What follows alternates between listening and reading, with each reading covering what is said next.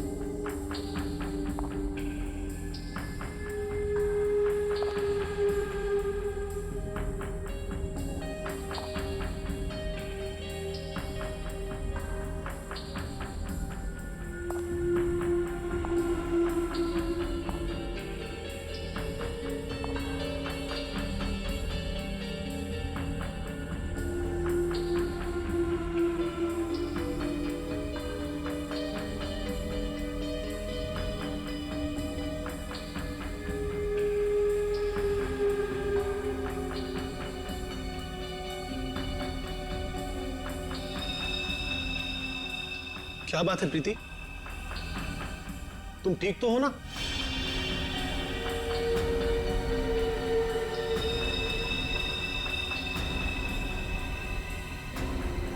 तुम कुछ बोलती क्यों नहीं?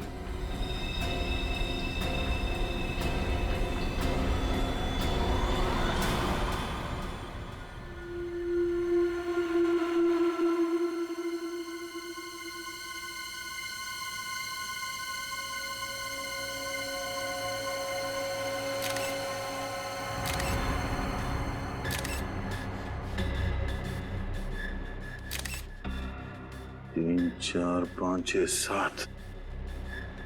7 बार चाकू से घुपा गया इस विशाल को।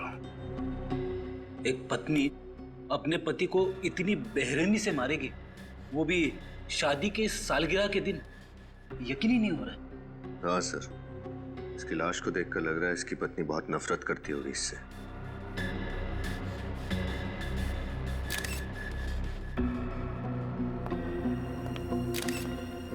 आप लोग कौन है विशाल के? हम लोग दोस्त हैं सर। दोस्त? कब से जानते हो तुम विशाल और प्रीति को? सर हम उन्हें कॉलेज टाइम से जानते हैं सर। इन दोनों के बीच रिश्ते कैसे हैं, संबंध कैसे थे? सर वो एक दूसरे से बहुत प्यार करते थे। आज तक कभी उन्होंने एक दूसरे से ऊंची आवाज में भी बात नहीं की थी। अच्छा, तो आज ऐसी क्या बात हो गई कि प्रीति ने विशाल को इतनी बेरहमी से मारा? कुछ समझ में नहीं आ रहा है सर। प्रीति ऐसा कैसे कर सकती है? सर विशाल आज सुबह बहुत खुश था।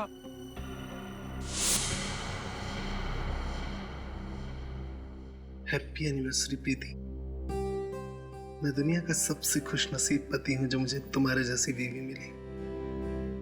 काश आने वाले हर जन्म में तुम मेरी ही बनकर रहो। क्या बात है, बीवी की फोटो के साथ इतनी रोमांटिक बातें हो रही है। अबे साथ में होती होगी तो ये जनाब तो शायर बन जाते होंगे। यार ये तो बहुत गलत बात है, दरवाजा खटखटा के आना चाहिए था ना। अच्छा, तुम लोगों ने मेरी सारी बातें सुन ली। अरे सुन ली तो क्या हुआ, तू हमारे कॉलेज का दोस्त है यार, लंगोटिया यार। और प्रीति को इम्प्रेस करने के तरीके हम ही से तो पूछता था। भूल गया? कैसे भूल सकता हूँ यार, मेरे घोड़ी चढ़ने का श्रेय तुम लोगों को ही तो जाता है। वो बात तो है, और इसीलिए आज हमें पार्टी चाहिए। हाँ पार्टी? हाँ, तेरी वेडिंग एनिवर्सरी की पार्टी यार। यार प्रीति से पूछना पड़ेगा। क्या बात कर रहा है यार, उसे पूछने की क्या जरूरत है। अरे सरप्राइज दे देते हैं उसको, वो खुश हो जाएगी। आइडिया तो अच्छा है, ठीक कह रहा है तू। मैं भी कुछ ऐसा ही सोच रहा था, है ना? तो आज रात 10 बजे पार्टी पक्की। Done done done done. और फिर जब हम अंदर घुसे तो हमने देखा विशाल जमीन पे पड़ा हुआ था। और प्रीति उसके पास बेहोश थी। और हाँ, प्रीति के हाथ में एक चाकू था, खून से सना हुआ।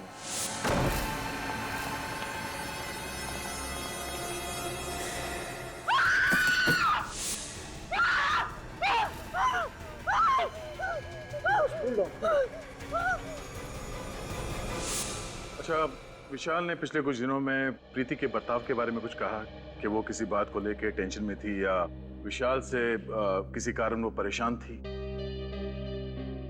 नहीं सर, विशाल ने कभी ऐसा कुछ नहीं कहा। हाँ सर, लेकिन वो ये कह रहा था कि आजकल वो प्रीति को टाइम नहीं दे पा रहा था। एक्चुअली काम में बहुत बिजी था।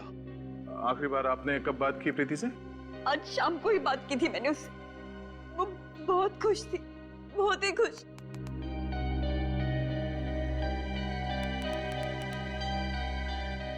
सर, प्रीति, प्रीति, प्रीति, क्या हुआ था यहाँ पे? प्रीति, तुम ठीक हो? हमारी आवाज सुनाई दे रही है तुम्हें?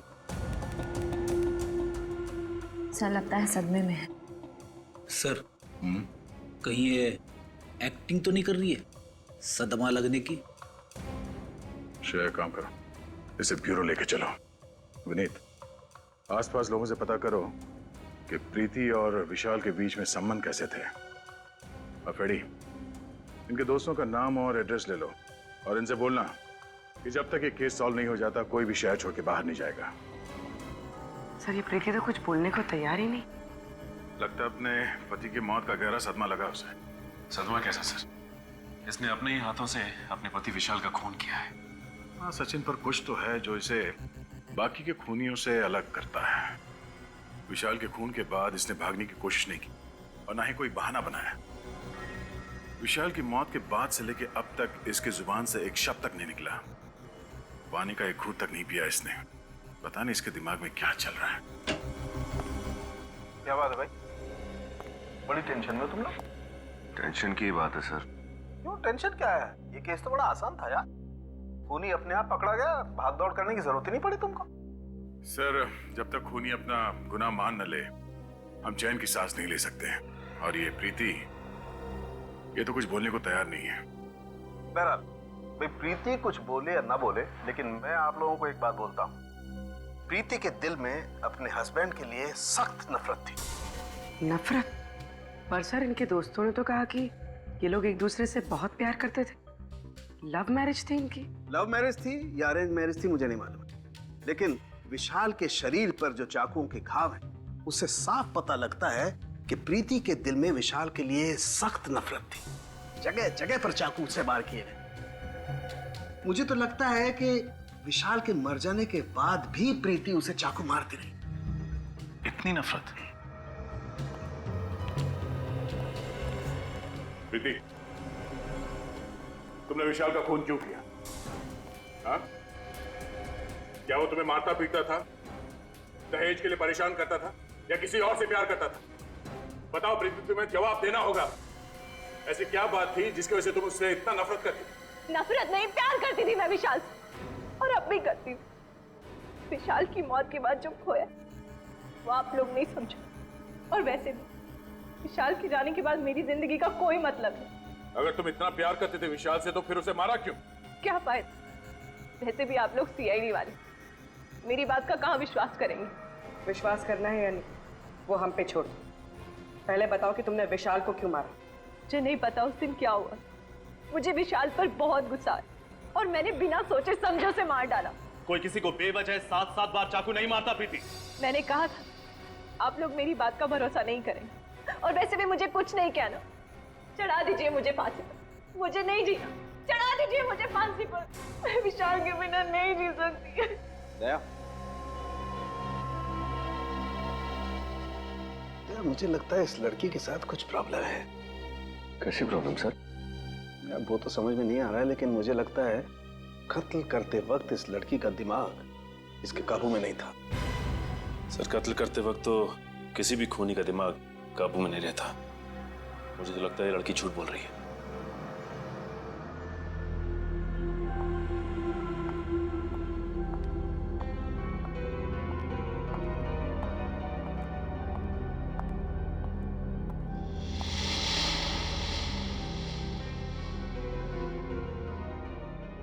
आ गई तू?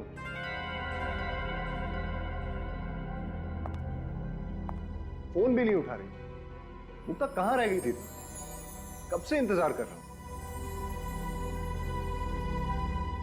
क्या हुआ? सब ठीक तो है ना?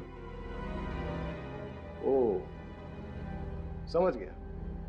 लगता है इस बार तुमने फिर से क्रेडिट कार्ड की लिमिट एक्सीड कर दी है ना? डोंट वरी, मैं कमाता किसके लिए हूं यार? तुम्हारे लिए। अभी बहुत लेट हो रहे हैं, चलते हैं, ठीक है?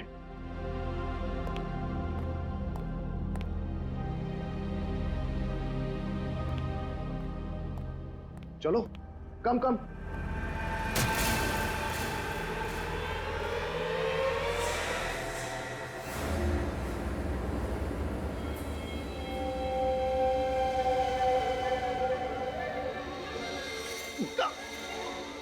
ये क्या किया तुमने?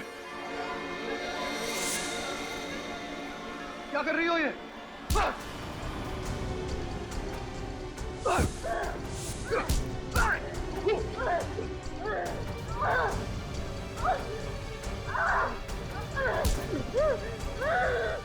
पागल हो गई हो? आवाज छोड़ो मुझे! उठाओ! सिक्योरिटी!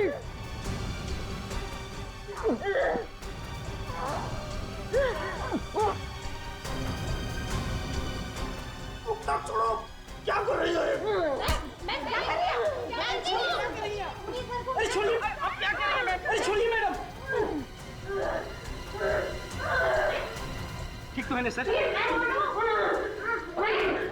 मुक्ता, ये क्या कर रही हो? पागल हो गई हो? होश में आओ!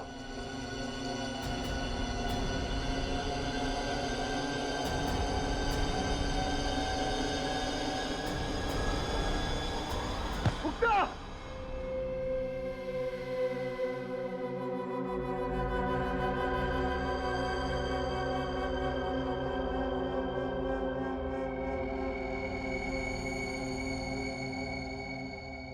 मुक्ता, अब कैसी हो तुम? मुझे माफ कर दो चेतन।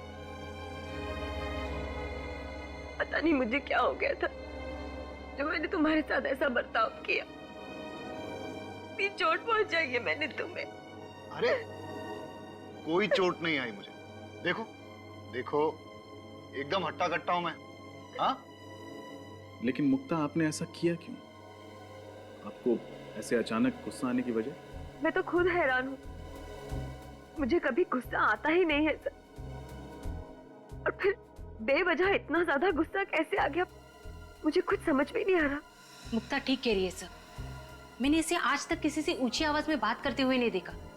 गुस्सा होना तो बहुत दूर की बात है।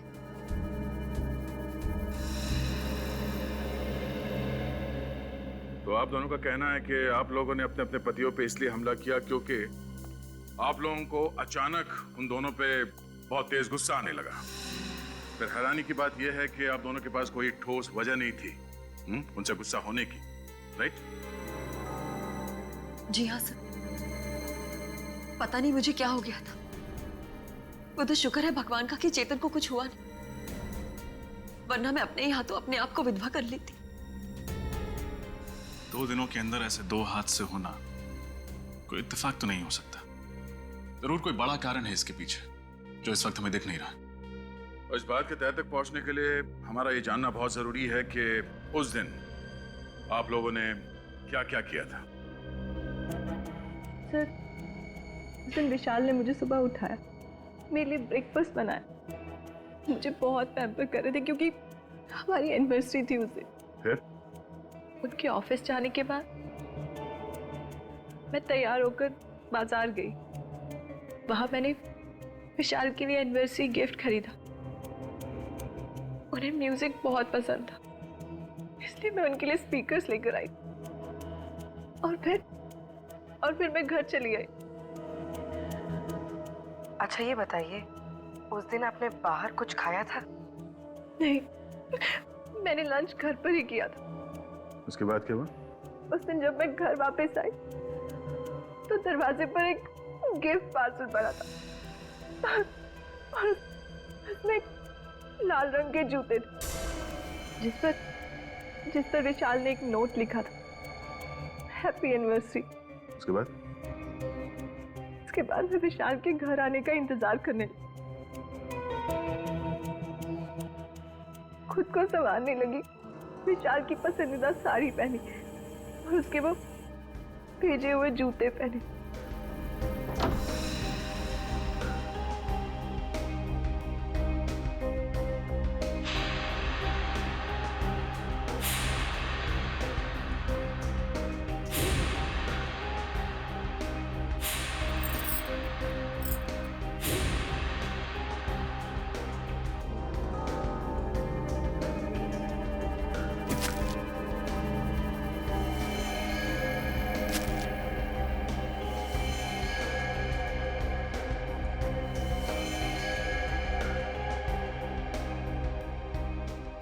और जब वो घर लौटे तो मैं और मुक्ता जी, आपने क्या किया था उसे? सुबह होते ही मैं और चेतन घर से निकल पड़े। वो अपने ऑफिस चले गए और मैं अपने बैंक का काम खत्म करके मार्केट में ही घूमने लगी। फिर मैं एक जूते की दुकान में गई। ये बिल्कुल नया स्टॉक है मैम, आपको जरूर पसंद आएगा। ये है तो बहुत प्यारे, लेकिन क्या आपके पास इनमें लाल कलर है? नहीं मुक्ता जी, लाल कलर के जूते आउट ऑफ स्टॉक है। भाई साहब, मैं पार्टीज में ना सिर्फ लाल कलर पहनती हूँ, मंगा दीजिए ना। अरे क्यों नहीं मुक्ता जी, आपके लिए क्यों नहीं मंगवाऊंगा। मुझे शाम तक का वक्त दीजिए, मैं लाल कलर का जूता आपके घर पे भिजवा दूंगा। ठीक है, लेकिन 4 बजे तक भिजवा दीजिएगा। ओके? वही जूते पहन के मैं चेतन के ऑफिस गई और फिर ऑफिस। अच्छा ये बताइए कि आपने बाहर कुछ खाया पिया था क्या? जी हाँ, मैंने और चेतन ने लंच बाहर ही किया था। पूर्वी, इन दोनों को अंदर ले जाओ। आई।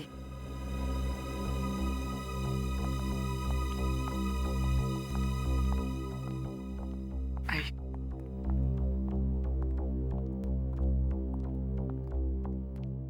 सर, दोनों कहानियों में एक चीज कॉमन है, लाल जूते। हाँ रजत, पर इन लाल जूते में ऐसी क्या बात हो सकती है? मगर सर, प्रीति को ये लाल जूते उसके पति ने गिफ्ट किए थे और मुक्ता को दुकानदार ने होम डिलीवरी की थी। हाँ विनीत, मगर ये लाल जूते ही है जो इन दोनों कहानियों को आपस में जोड़ती है।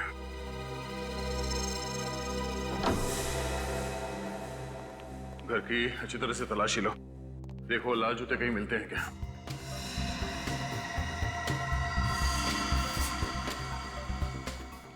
निखिल तुम अंदर चेक करो, मैं यहां देखता हूं।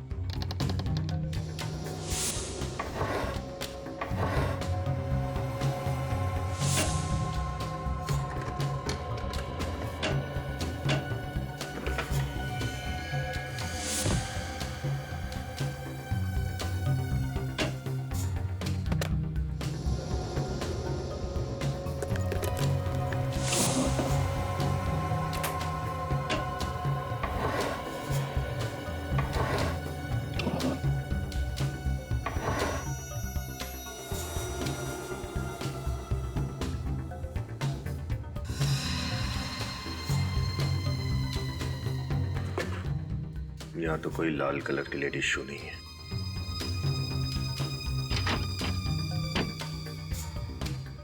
सर जूते अंदर नहीं है, यहां भी नहीं। चेतन, जूते कहाँ हैं? यहीं कहीं होने चाहिए सर। यहीं कहीं होने चाहिए तो हैं कहाँ? नहीं सर, यहाँ पे तो नहीं है। सर, बेडरूम में भी जूते नहीं मिले। सर यहाँ भी नहीं मिले।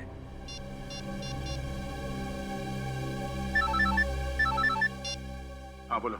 हमने मुक्ता के घर को अच्छी तरह छान लिया, जूते नहीं मिले। इसका मतलब साफ है कि गड़बड़ उन जूतों में ही है, इसलिए हमारे पहुंचने से पहले खूनी ने वो जूते गायब कर दिए। ये लाल जूते गए तो कहाँ गए? सर, ये केतु है, मुक्ता जी के घर यही गया था जूते देने। सर, मुझे कुछ नहीं मालूम सर, मैं तो सिर्फ जूते देकर वापस आ गया था सर। थोड़ा याद करके बताओ, जब तुम मुक्ता को उसके जूते देने जा रहे थे तो रास्ते में कुछ हुआ, शायद तुमने थोड़ी देर के लिए जूतों को लवारिस छोड़ दिया, या फिर किसी ने उन्हें बदल दिया, कुछ अलग, कुछ अजीब, कुछ भी।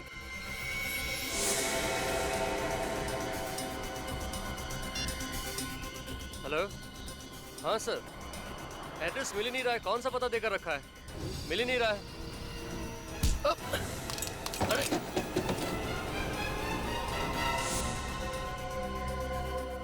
सर, इसका मतलब जो आदमी केतु से टकराया उसने जूते बदल दिए? हो सकता है पंकज, और अगर जल्दी ही उन खूनी जूतों का राज पता नहीं चला तो शायद कुछ और पति मारे जाएंगे अपनी पत्नियों के हाथों।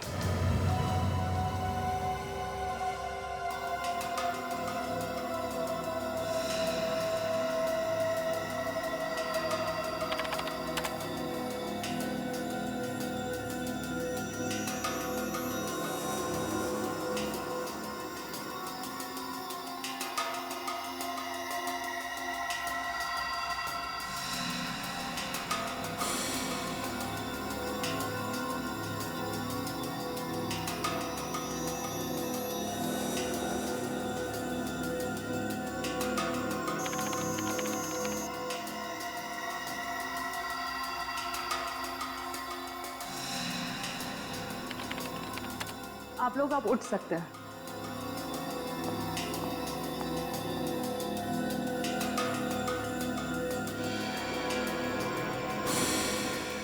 ओ, ये चक्कर है। क्या चक्कर है डॉक्टर साहब? अभिजीत, मुझे खूनी का पता लग गया है। कौन है सर? जूते। जूते? वही लाल जूते जो इन दोनों लड़कियों ने पहने हुए थे। लेकिन डॉक्टर साहब, ये कैसे हो सकता है? रजत, उन जूतों में ऐसा कुछ खास था जिसकी वजह से जो भी उन जूतों को पहनता शायद खून करने लगता। मतलब सर, उन जूतों को अगर मैं पहनती तो मैं भी खून कर देती? शायद, चांसेस हैं। क्या बात कर रहे हैं डॉक्टर साहब? ऐसा क्या है उन जूतों में कि उन्हें पहन के एक आदमी खूनी बन जाएगा? मैं बताता हूँ। हाँ, ये देखो, इन दोनों के पैरों पर ये छोटा सा इंजेक्शन का निशान। इसका मतलब ये है कि इंजेक्शन के जरिए कोई ऐसा केमिकल इनके शरीर के अंदर गया है जिसकी वजह से इन लोगों ने ऐसा वायलेंट रिएक्ट किया है। और ये इंजेक्शन इन्हें तब लगा जब इन दोनों ने वो लाल जूते पहने थे। अगर जूतों में इंजेक्शन था तो हमें महसूस क्यों नहीं हुआ? मतलब हमें चुभता ना, हमें दर्द तो होता। अभिजीत, शायद इंजेक्शन के साथ साथ उसमें एनेस्थीसिया भी था जिसकी वजह से इन दोनों के पैर सुन्न हो गए और इन्हें पता नहीं चला। तो बहुत बड़ी प्लानिंग की खूनी ने। लेकिन डॉक्टर साहब, ये इंजेक्शन था किस चीज का? हॉलीवुड क्रेडॉक। What? हॉलीवुड क्रेडॉक? हाँ सर। Oh my God! क्यों? ऐसा क्या है इस केमिकल में? ये एक ऐसा केमिकल है अभिजीत जो अगर इंसान के शरीर में चला जाए तो उसका ब्लड प्रेशर बहुत हाई हो जाता है, उसके दिमाग में तूफान मचने लगता है, उसे इतना ज्यादा गुस्सा आने लगता है कि वो अपने होश में नहीं रहता, बहुत ही हिंसात्मक, वायलेंट हो जाता है, पर ऐसी हालत में वो किसी का खून भी कर सकता है। मतलब सर, बहुत ही खतरनाक केमिकल है। हाँ मीने, इसीलिए इस केमिकल पर बैन है। कई देशों में तो इस केमिकल को जानवरों पर इस्तेमाल किया जाता है, ये पता लगाने के लिए कि आखिर वो जानवर कितना वायलेंट हो सकते हैं। डॉक्टर साहब, ये बॉडी में जाने के बाद इस केमिकल को कितना टाइम लगता है असर दिखाने में? ज्यादा से ज्यादा 10 मिनट। 10 मिनट? लाल जूते और उसमें ये केमिकल वाले इंजेक्शन। सर, एक बात तो तय है, खूनी ने प्रीति और मुक्ता के बारे में अच्छे से रिसर्च की थी। वो जानता था कि मुक्ता का पसंदीदा जूतों का ब्रांड कौन सा है। इतना ही नहीं रजत, खूनी को अच्छी तरह से मालूम था कि कौन सा वक्त सही है उन दोनों के लिए अपने पति विशाल और चेतन को मारने के लिए। हाँ सर, अगर ये खून करने की कोशिश इन लोगों ने उस वक्त की होती जब वहां लोग मौजूद थे, तब शायद इनका प्लान फेल हो जाता। बिल्कुल हो जाता कि वहां पे मौजूद लोग विशाल को बचा लेते। असली खूनी को अच्छी तरह से पता था कौन से वक्त पे इस जुर्म को अंजाम देना चाहिए। सर, ये प्रीति और विशाल का घर में अकेला होना तो समझ में आता है, लेकिन मुक्ता तो चेतन के ऑफिस में गई थी ना, तो उसे कैसे पता चला कि चेतन ऑफिस में किस वक्त अकेला रहने वाला है? इस मुक्ता से पूछ लेते हैं। सर, कुछ पता चला ये सब कौन कर रहा था? अभी तक तो नहीं, और आप लोग चिंता मत कीजिए, बहुत जल्दी असली गुनहगार हमारे सामने होगा। मुक्ता जी, एक बात बताइए, आप ठीक उसी वक्त कैसे पहुंची चेतन के ऑफिस में जब वो बिल्कुल अकेला था? सर मैं तो 4 बजे जाने वाली थी, लेकिन इनका फोन आया था कि मैं 4 बजे ना जाके 6 बजे जाऊं। ये मीटिंग में बिजी थी। मतलब चेतन ने तुम्हें खुद 2 घंटे देरी से आने के लिए कहा? क्या कह रही हो मुक्ता? मैंने तुम्हें ऐसा कोई फोन नहीं किया था। मैं तो खुद हैरत में था कि इसे आने में इतनी देर क्यों हुई। अगर आपने फोन नहीं किया तो फिर किसने किया?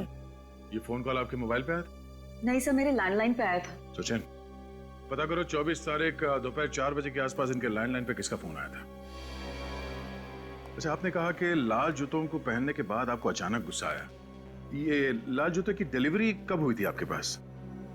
सर जूते की डिलीवरी उसके दिए हुए टाइम से बहुत लेट हो गई थी। मैं गाड़ी में बैठ के ऑफिस के लिए निकल ही रही थी, तब जूते वाला आया था। और वो जूता पहना कब आपने? इनके ऑफिस के नीचे सर। जूते चेंज करके ही मैं ऊपर गई थी।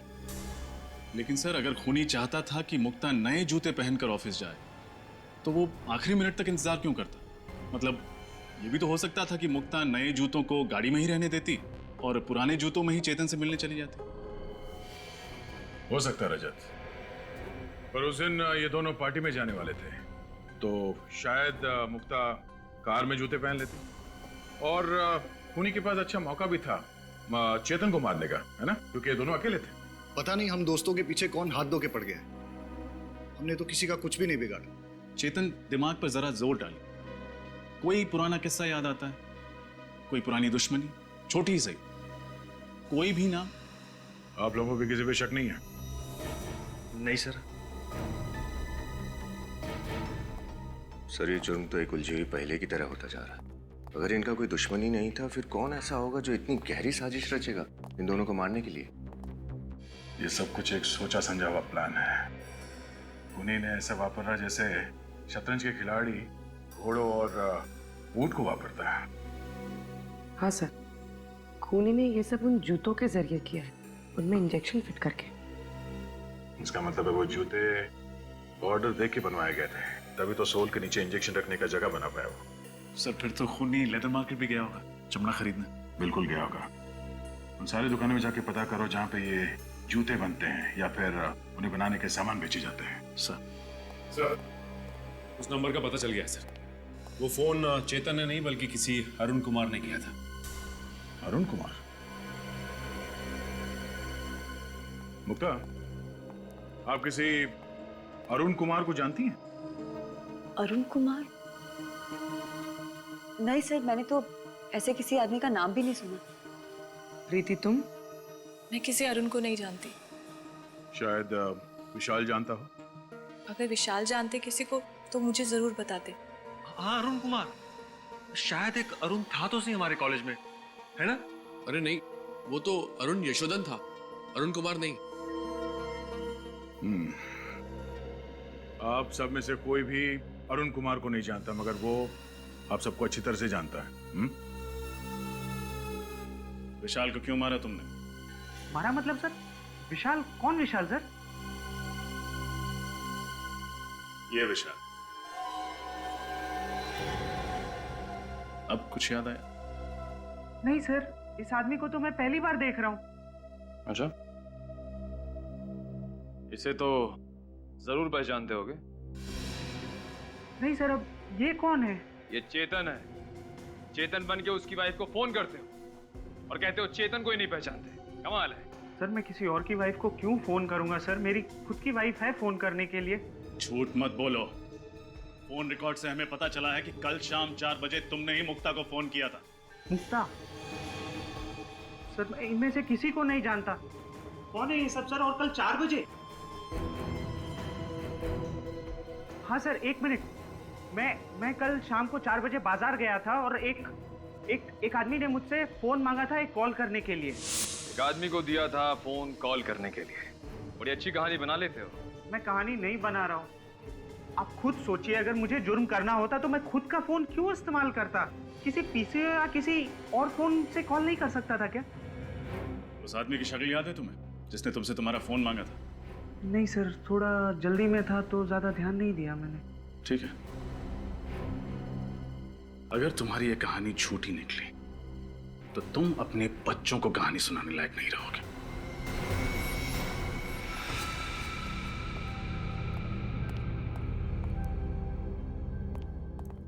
क्या हुआ पीयूष? तूने हम लोगों को अचानक क्यों बुला लिया? मुझे तुम लोगों से जरूरी बात करनी है। हाँ बोलना। मुझे लगता है वो वापस आ गया है। व्हाट? पागल तो नहीं हो क्या तुम? अरे यार मैं ठीक कह रहा हूँ। विशाल ऊपर पहुंच गया, चेतन मरते मरते बचा। इससे पहले कि हम दोनों का टिकट कट जाए, हमें सब कुछ सीआईडी को बता देना चाहिए। दिमाग तो नहीं खराब हो गया तेरा? अगर सीआईडी को इस बात की भनक भी लग गई ना, तो तू सोच नहीं सकता वो हम लोगों का क्या हाल करेंगे। अरे यार जो होगा देखा जाएगा।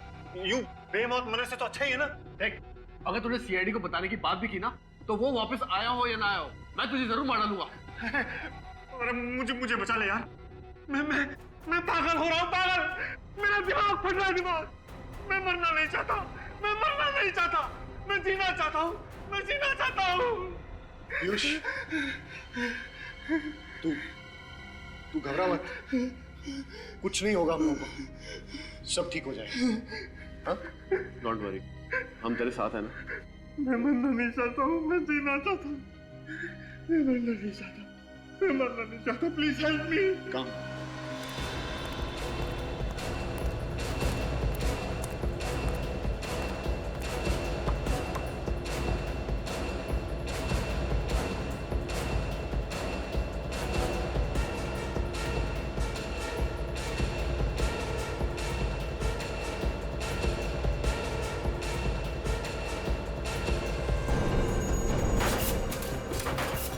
पिछले कुछ दिनों में आपके यहाँ कोई आदमी लाल रंग का चमड़ा खरीदने आया था लड़कियों के जूते बनवाने के लिए? ऐसा तो यहाँ कोई नहीं आया सर। सर आया था, मैनेजर साहब से मिला था। काफी कम लेदर चाहिए था उसे, वो भी लाल रंग का ही चाहिए था साहब। कौन था वो? चेहरा याद है उसका? मुझे तो नहीं साहब, मैनेजर साहब को याद होगा। ये मैनेजर कहाँ, बुलाओ जरा उसे। मैनेजर साहब छुट्टी पे गए हैं। छुट्टी पे गया। फोन लगाओ सर, बोलो सीआईडी ने ब्यूरो में बुलाया स्केच बनवाने के लिए। तो ये है वो चैंपियन। अब इस चैंपियन का अच्छा वक्त शुरू होगा। देखो कहाँ छुप के बैठा है।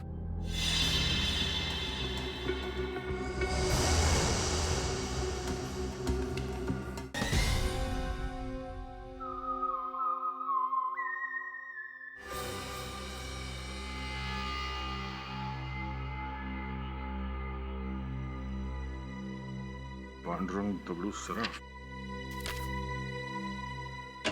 अरे पूर्वी, अरे पूर्वी, अरे तो यार, अरे पूर्वी, अरे वेरी गुड, तुमने तो कमाल कर दिया भाई। Thank you very much, thank you very much, तुम कमाल हो यार। अरे सालों के साहब ऐसी क्या बात हो गई जो खुशी से आपकी छाती फूल गई? यार तुम्हें पता नहीं, वो पूर्वी ने मुझे सलाह दी थी ना वो लेटर लिखने की। अरे भाई मैंने अपनी गर्लफ्रेंड को एक अच्छा सा लेटर लिखा, फूलों का गुलदस्ता भिजवाया और बस उसको गुस्सा तो गायब। क्या बात सर, ये तो बहुत ही अच्छी बात है। मुबारक हो सर। अरे भाई रहने दो, अपनी मुबारकबाद आप अपने पास रखिए, पहले भी झेल चुका हूँ यार मैं तुम्हें। अरे सर, गिफ्ट में कैंची दी आपने और गलती मेरी। यार ऐसे वक्त पे कैंची की याद दिलाना जरूरी है क्या यार? मैंने कहा था ना सर कि आपका लिखा हुआ खत पढ़ के वो खुश हो जाएगी। वेरी गुड पूरी, तुम कमाल हो। आइंदा से इस मामले में कोई टिप्स लेनी होगी ना बेटा, मैं सीधा तुम्हारे पास आऊंगा। यस। अरे डॉक्टर साहब, पूर्वी से क्यों, आप तो ये तारिका से भी ले सकते हैं और उसके लिए आपको यहाँ ब्यूरो में आने की जरूरत भी नहीं पड़ेगी। अरे नहीं दया, तुम समझते नहीं हो यार, तारिका की इस मामले में जरा पसंद कमजोर है यार। डॉक्टर साहब, अभिजीत के बारे में अगर कुछ कहना है तो मेरे सामने तो प्लीज आप। अच्छा अच्छा अच्छा अच्छा, बुरा लगा ना, बुरा लगा, कोई बात नहीं है यार, मैं भी अपना वक्त बर्बाद नहीं करना चाहता ये डिस्कस करके यार। अरे मेरे पास टाइम नहीं है, मुझे फेशियल कराने जाना है यार। सर, फेशियल और आप? क्यों, मैं फेशियल क्यों नहीं है? नहीं नहीं नहीं, बिल्कुल सर, करना चाहिए आपको, फेशियल करना चाहिए। हाँ, और आज तो जरूर करना चाहिए यार। बिल्कुल। यू नो डेटिंग है, डिनर पे जा रहा हूँ गर्लफ्रेंड के साथ यार। बहुत अच्छी बात है सर। उम्मीद करते हैं कि जब तक आप दोनों का डिनर खत्म हो जाता है तब तक हम लोग ये केस सॉल्व कर देंगे। यस यस, ऑफ कोर्स तुम केस सॉल्व करो, मैं डिनर सॉल्व करता हूँ। बाय पूर्वी, बाय। सर डॉक्टर साहब उनकी भी कमाल क्या, उम्र 55 की, दिल बचपन का। अरे उनके सामने मत बोल देना, जीना हराम कर देंगे तुम्हारा। सर स्केच तैयार हो गया। गुड, देखे जरा। ओह, तो ये है वो चैंपियन। अब इस चैंपियन का अच्छा वक्त शुरू होगा।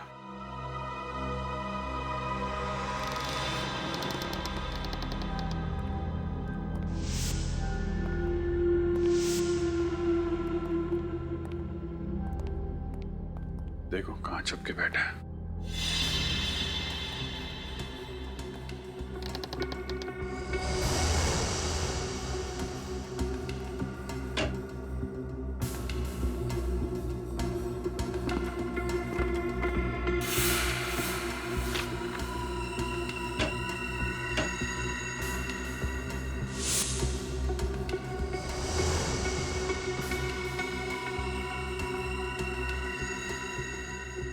ये किसकी नोट है?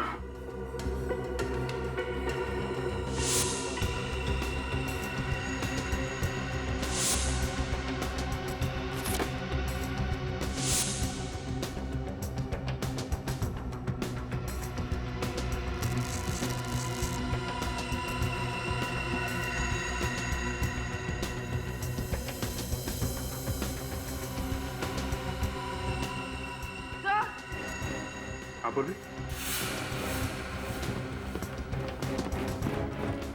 सर सर यहाँ पर ये नीडल्स और सिरिंजेस मिली है। सर ये वो केमिकल जो जूतों में इस्तेमाल किया गया था। और सर ये जेल जो पैरों को सुन्न करने के लिए जूतों में डाला गया था। सर यहाँ पर ये लाल जूते भी हैं और सर ये इंजेक्शन।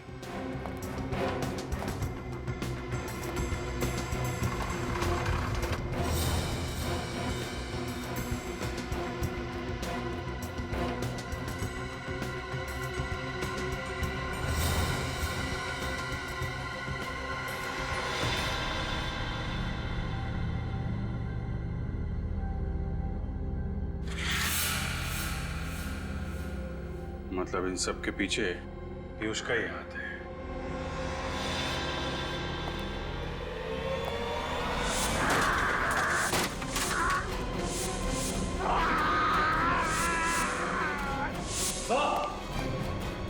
पूर्वी, सब कुछ उठा लो।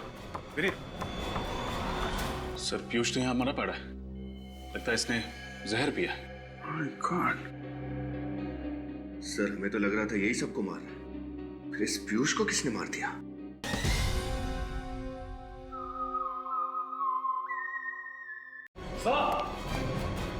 पूर्वी, सब कुछ उठा लो। विनीत।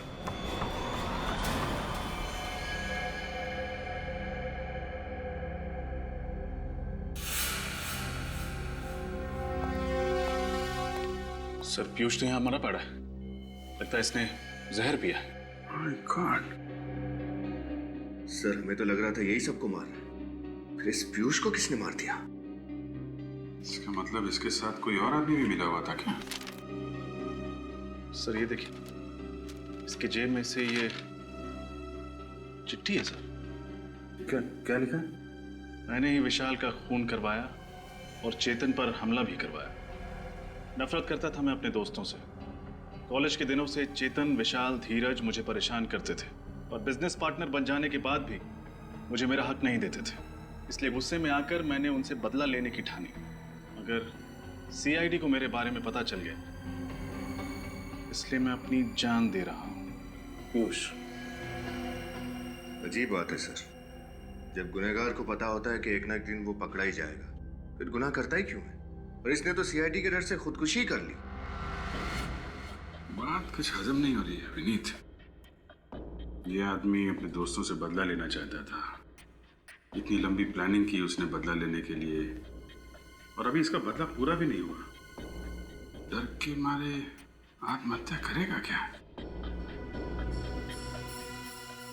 सर इसके हाथ और पैर पर ये निशान देखिए। रस्सी के बांधने का निशान। पीयूष को बांध के रखा था। लगता तो है सर, लेकिन जब ये ब्यूरो आया था तब तो कोई निशान नहीं था। और ये निशान काफी गहरे हैं। लगता है काफी दिनों से बांध कर रखा गया था इसे। पीयूष को बांध के भी रखा गया था और पीयूष ब्यूरो में भी। अब कुछ कुछ समझ में आ रहा है। डॉक्टर साहब, मैं ठीक तो हो जाऊंगा ना? तुम बिल्कुल फिक्र मत करो। तुम जैसे पहले थे ठीक वैसे हो जाओगे। अब मैं इंजेक्शन लगा रहा हूं, तुम पलट जाओ।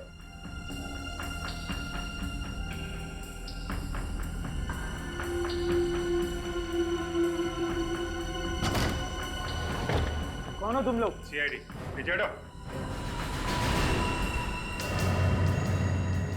चेहरा बदलवाया जा रहा है, हैं? चेहरा चाहे पीयूष का हो या अमित का, अंजाम तो फांसी ही है। ये क्या बकवास कर रहे हैं आप लोग? ऐसी कोई बात नहीं है, जाने दीजिए मुझे। कहाँ जा रहे हो? चेहरा नहीं बदलवाओगे? हाँ, मैं पीयूष नहीं, अमित हूँ, अमित। अमित, यही है ना तुम्हारा असली चेहरा? अब बताइए अमित जी, क्यों मारा अपने दोस्तों को तुमने? हैं? दोस्तों के नाम पे धब्बा थे वो लोग, धब्बा। क्यों? ऐसा क्या किया था उन लोगों ने तुम्हारे साथ? उनकी वजह से मैं खूनी बना। मैंने अपने ही हाथों से सपना की जान ले ली। कौन सपना? सपना मेरी प्रेमिका। कॉलेज के दिनों में हम एक दूसरे से बहुत प्यार करते थे। एक दिन सपना ने विशाल, पीयूष, चेतन और धीरज को एग्जाम पेपर चुराते हुए देख लिया। फिर उसने धमकी दी कि वो सब कुछ प्रिंसिपल को बता देगी। फिर इन चारों ने उसे मारने का प्लान बनाया। पर सपना तो तुम्हारी गर्लफ्रेंड थी, उनके कहने पे तुमने सपना का खून कर दिया। क्यों? क्योंकि उन चारों ने मुझसे झूठ कहा कि सपना मुझसे बेवफाई कर रही है। वो चारों अच्छी तरह से जानते थे कि मुझे मेरे गुस्से पर काबू नहीं रहता, इसीलिए बिना सच जाने मैंने सपना की जान ले ली। फिर जब तुम्हें सच का पता चला तो तुमने एक एक करके सबसे बदला लेना शुरू कर दिया। हाँ, और डॉक्टर साहब ने मेरी मदद की। इन्होंने मुझे पीयूष का चेहरा दिया, जिसका फायदा उठाकर मैंने अपने प्लान को अंजाम दिया और पीयूष को 1 साल तक कैद कर रखा। और मैं भी यही चाहता था कि इन चारों की मौत की वजह भी वही गुस्सा हो जिसकी वजह से मेरी सपना की मौत हुई थी। और इसीलिए मैंने जूतों में इंजेक्शन फिट किया। प्लान तो अच्छा बनाया था तुमने, लेकिन एक गलती कर दी। पीयूष के मोबाइल से आखिरी कॉल डॉक्टर साहब को कर दिया। सपना का खून किया तुमने। पश्चाताप के आंसू बहाने के बजाय अपने दोस्तों को भी मारा। तुम्हें तो फांसी ही होगी। और डॉक्टर साहब, आप पैसों की लालच में बिक गए। आपका और इनके बाकी दोस्तों का हिसाब तो अब अदालत ही करेगी।